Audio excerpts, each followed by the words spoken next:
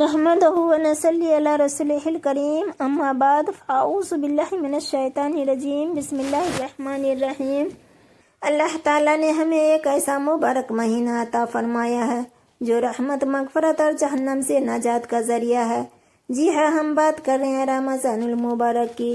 قرآن مجید میں اللہ تعالیٰ فرماتے ہیں یا ایھا الذین آمنوا کتب علیکم الصیام کما کتب علی الذین من قبلکم لعلکم تتقون۔ اے ایمان والو، تم پر روزے فرض کیے گئے ہیں جیسے تم سے پہلے لوگوں پر فرض کیے گئے تھے تاکہ تم متقی بن جاؤ۔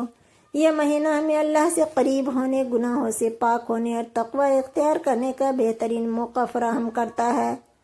رسول اللہ صلی اللہ علیہ وسلم نے فرمایا، جو شخص ایمان اور طالب ثواب کی نیت سے رمضان کے روزے رکھے، اس کے پچھلے تمام گناہ معاف کر دیے جاتے ہیں۔ بخاری مسلم۔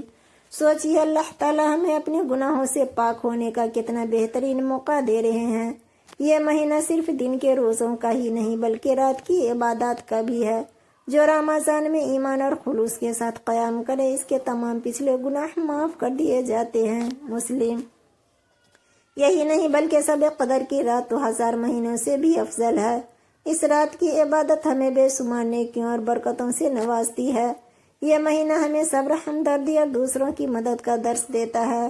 نبی کریم صلی اللہ علیہ وسلم رمضان میں سب سے زیادہ سخی ہو جاتے تھے۔